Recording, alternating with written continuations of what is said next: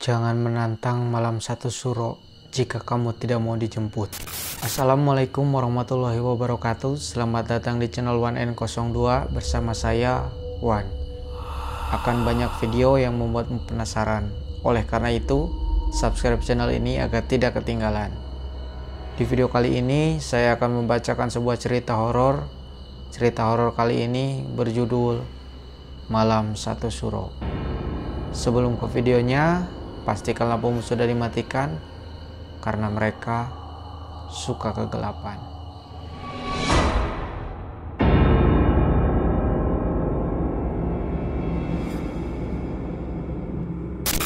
Orang Jawa bilang malam satu suro adalah malam keramat. Bukan waktu untuk tertawa, apalagi menantang yang tak terlihat. Karena malam itu, para arwah yang belum selesai urusannya akan kembali mencari tumbal. Dan mereka tak pernah pulang dengan tangan kosong. Namaku Wira. Aku kuliah di jurusan Antropologi Budaya di salah satu universitas di Yogyakarta.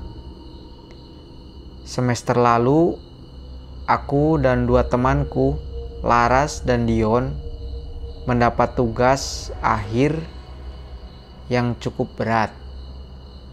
Mencatat dan menganalisis tradisi malam satu suro di desa-desa terpencil.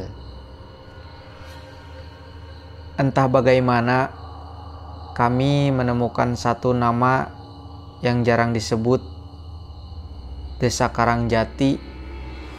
Letaknya tersembunyi di balik lereng Gunung Lawu. Tak banyak informasi tentang desa itu.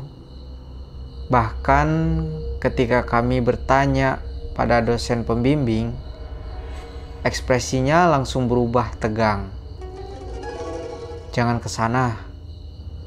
Karangjati bukan tempat untuk orang luar, terutama kalau kalian datang mendekati malam satu suro.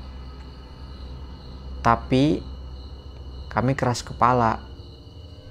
Justru karena misterius, kami semakin tertarik. Perjalanan menuju Karangjati memakan waktu 8 jam. Kami harus melewati jalan tanah berlumpur, hutan lebat, dan jembatan bambu tua yang nyaris roboh. Begitu sampai, suasana desa itu berbeda. Tidak ada anak-anak, tidak ada suara burung, semua rumah tertutup.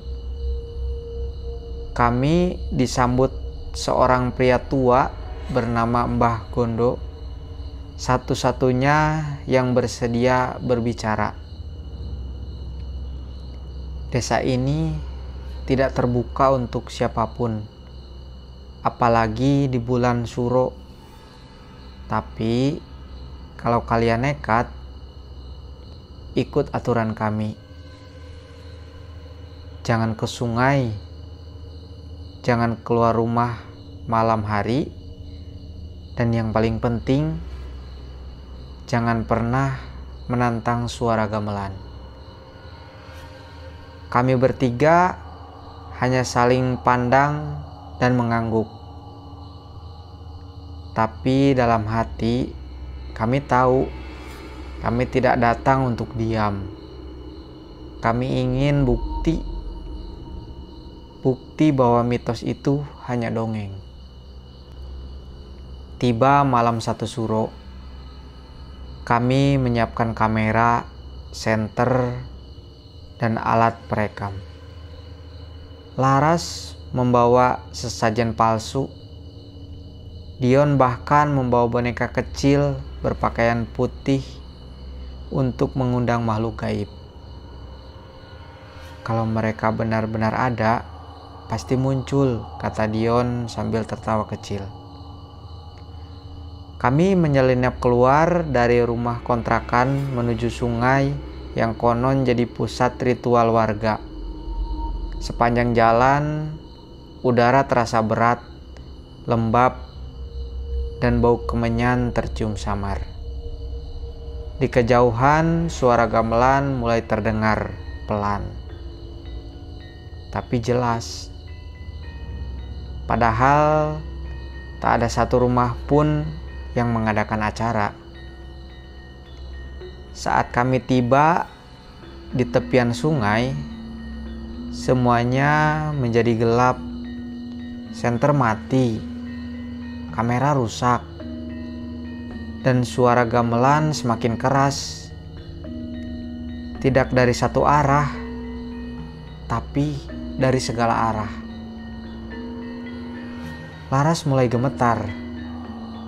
Aku melihat sosok perempuan berbaju putih duduk di atas batu di tengah sungai. Rambutnya panjang menjuntai dan tubuhnya menghadap ke kami, tapi dia tidak punya wajah. Dion mendekat, menyalakan lilin, tapi api lilinnya berubah biru, lalu biur. Sesuatu menarik Dion ke dalam sungai. Tangannya menggapai udara, tapi hanya sebentar. Setelah itu, hanya diam. Kami panik.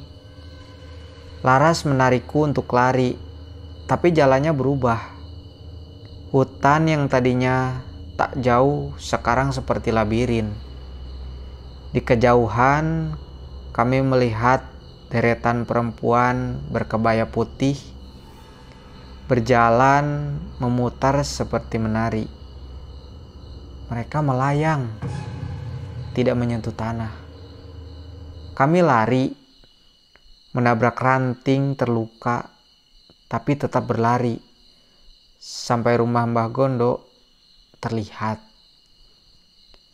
Begitu masuk, pintu langsung ditutup rapat. Mbah Gondo memandang kami dengan wajah muram. Sudah kubilang, satu dari kalian pasti jadi tumbal. Sungai itu tidak pernah membiarkan semua yang datang pulang. Tengah malam, Laras mulai bertingkah aneh. Matanya kosong. Ia berbicara dengan bahasa yang tidak kami mengerti. Tubuhnya membungkuk seperti ditarik paksa oleh sesuatu dari belakang. Kepalanya berputar perlahan, lalu patah. Tubuhnya terjerembab, tapi yang paling menyeramkan, tubuhnya tetap tertawa kecil meski lehernya sudah patah. Aku hanya bisa diam, gemetar, dan menangis. Di luar rumah, suara gemelan kembali terdengar. Kali ini disertai tangisan perempuan dan jeritan Dion. Pagi harinya, warga menemukan aku sendiri pingsan di depan rumah Mbah Gondo. Laras dan Dion tidak pernah ditemukan. Kini, setiap malam satu suro, aku mengurung diri di kamar. Aku tidak menyalakan lampu, tidak keluar rumah, tapi tetap saja, pukul 2 pagi ada suara gamelan dari balik jendela. Dan kadang suara Laras berbisik, "Kamu belum lunas, Wir." Karena kenekatan mereka bertiga dan penasarannya, dan mereka melanggar pantangan dari sebuah daerah, akhirnya 2 orang tidak ada.